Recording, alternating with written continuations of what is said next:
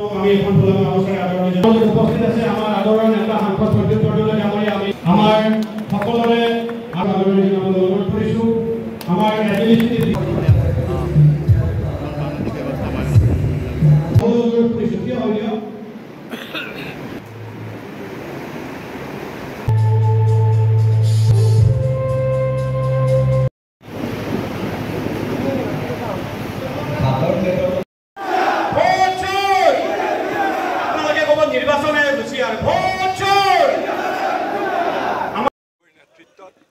সবেই দেখিছে যে আমাৰ চুকে কোণে আমাৰ তৃণমূলত থকা সকলো কৰ্মী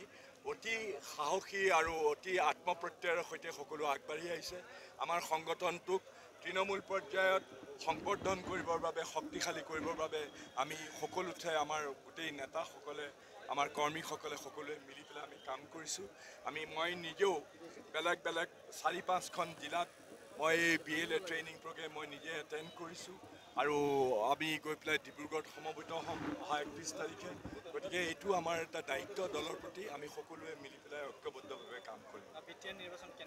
বিটিআৰ নিৰ্বাচনটো কংগ্ৰেছ দলে কাৰণ আগতে আপোনালোকে সকলোৱে জানে অসমে জানে যে আমাৰ BPFৰ লগত আছিলে আমি BPFক সম্পূৰ্ণভাৱে বিটিআৰত এৰি দিয়াৰ বাবে আমি অলপ নিশকতীয়া হৈ পৰিছিলোঁ দলটো সেই সময়ত বিটিআৰ এতিয়া সেইকাৰণে আমি আকৌ আমি বৰ শক্তিশালীভাৱে আত্মপ্ৰকাশ কৰিবৰ কাৰণে বিটিআৰত আমি আমাৰ কেণ্ডিডেট দিম আৰু আমি চেষ্টা কৰিম যাতে যিমান সম্ভৱ যিমান দূৰ পাৰোঁ আমি আমাৰ আসন তাত যাতে আমি জয়ী হ'ব পাৰোঁ থেংক ইউ বহুত বহুত ধন্যবাদ দেই লগ পাম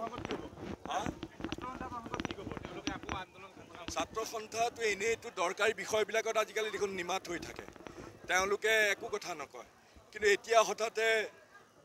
ইলেকশ্যনৰ আগতে তেওঁলোকে আত্মপ্ৰকাশ ভাল কথা অসমৰ স্বাৰ্থ তেওঁলোকে ৰক্ষা কৰক আমিও তেওঁলোকৰ লগত আছোঁ অসমৰ স্বাৰ্থত যেতিয়া তেওঁলোকে মাত মাতিব কিন্তু মাজে মাজে যে পাহৰি যায় যিবিলাক বিষয় হঠাতে তেওঁলোকে নাইকিয়া হৈ যায় আত্মগোপন কৰে সেইবিলাক হোৱাটো উচিত নহয় কাৰণ তেওঁলোক সেইটোতো হয়ে এতিয়া বিপ্লৱ শৰ্মাৰ সেই ৰিপৰ্টটোৰ কথা এতিয়া কৈছে কিন্তু যেতিয়া হিমন্ত বিশ্ব শৰ্মাই ইমান কেইবছৰে তেওঁলোকে হিমন্ত বিশ্ব শৰ্মা অমিত শ্বাহে যিটো প্ৰতিশ্ৰুতি দিছিলে দাঢ়ি কমা নোহোৱাকৈ 6A ক্লজটো ইমপ্লিমেণ্ট কৰিব আমাৰ বিপ্লৱ শৰ্মাৰ প্ৰতিবেদন আখৰে আখৰে তেওঁলোকে ৰূপায়ণ কৰিব হঠাতে এতিয়া তেওঁলোকে একোৱেই নকৰিলে ইমান বছৰ এতিয়া ৰুটিন মাফিক তেওঁলোকে কৈছে যে বিপ্লৱ শৰ্মাৰ প্ৰতিবেদন ৰূপায়ণ কৰিব লাগে এইকেইদিন কিয় কৰা নাছিলে তেওঁলোকে কিয় আঁতৰি ফুৰে এইবিলাকৰ আজি অমিত শ্বাহ আহিছে কিবা ক'ব অমিত শ্বাহটো ইলেকশ্যন আহিছে ইলেকশ্যন আহিলে আহিব এতিয়া সৈয়দা হামিদাৰ ক্ষেত্ৰত কি ক'ব সৈয়দা হামিদা মই কোন তেওঁক চিনি নাপাওঁ তেওঁক লৈ পেলাই তেওঁ এতিয়া ব্যক্তিগত কিবা অনুভৱ ক'ৰবাত কৈছে সেয়া কংগ্ৰেছ দলৰ অনুভৱ নহয় কংগ্ৰেছ দলে কোৱা কথা নহয় NRC অসমীয়াক ঠগোৱা বুলি কৈছে কি NRCখনে অসমীয়াক ঠগাই থৈ যোৱা বুলি কৈছে মুখ্যমন্ত্ৰী কোনে পগাই গৈছে NRCখন ঠগাই থৈ যোৱা বুলি কৈছে অসমক কোনে মুখ্যমন্ত্ৰীয়ে কৈছে মুখ্যমন্ত্ৰীৰ প্ৰতীক হাজিলা যিখন অভিন্ন হৃদয় ব্যক্তি আছিলে মুখ্যমন্ত্ৰী যেতিয়া মন্ত্ৰী আছিলে তেতিয়া প্ৰতীক হাজেলাই তেওঁৰ মূল বিষয় আছিলে প্ৰতীক হাজেলাক এৰেষ্ট নকৰে কেলে কৰিব লাগে लीडर ऑफ ऑपोजिशन आदरणीय राहुल जी ने दिल्ली में एक प्रेजेंटेशन दिखाया था जिसमें उन्होंने प्रूफ के साथ ये दिखाया था कि किस तरीके से इलेक्शन कमीशन ऑफ इंडिया जो है ये बीजेपी का एक हिस्सा बनके उनके लिए काम करता है और किस तरीके से बीजेपी को इलेक्शन जितवाने में मदद करता है हम सब ने देखा कि एक एक कॉन्स्टिट्यूंसी में 20-20, 40-40 हज़ार बोगस नाम ऐड किए हैं जिनके आधार पर बीजेपी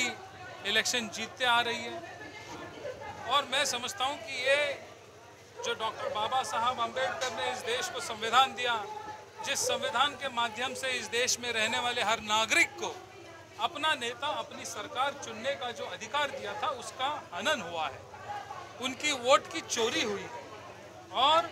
इस वोट चोरी को रोकने के लिए सबसे अहम महत्वपूर्ण बात यह है कि BLA जो होता है इसका चुस्त रहना इसको अपने अधिकारों की जानकारी होना बहुत ज़रूरी है क्योंकि इलेक्शन कमीशन ऑफ इंडिया की तरफ से ये जो BLA है इसको जो सर्टिफिकेट दिया जाता है इसको अधिकार दिया जाता है उस माध्यम से वो कोई वोट चोरी या वोट नामों का डिलीशन नामों का एडिशन ये वहाँ पे रोक लगा सकता है इन अधिकारों के बारे में उनको प्रशिक्षण आज हमने यहाँ पर देने का प्रयास कांग्रेस पार्टी की तरफ से यहाँ पर किया गया है हम जानते हैं कि जिस तरीके से पिछले कुछ दिनों में ये खबरें आई है कि कुछ हमारे मुस्लिम भाइयों, दलित भाइयों के नाम जानबूझकर वोटर लिस्ट से डिलीट करने का प्रयास यहाँ पर किया जा रहा है। बिहार में जो हुआ वो SIR अब आसाम में भी शुरू करने की इलेक्शन कमीशन ऑफ इंडिया की तैयारी है, और उस तैयारी में बीजेपी को मदद ना हो और इस देश के हर इंसान को, इस आपके राज्य के हर नागरिक को अपना जो वोट का अधिकार है उसको महफूज रखने के लिए कांग्रेस पार्टी के हर कार्यकर्ता ने, BLA ने ये बीड़ा उठाया है।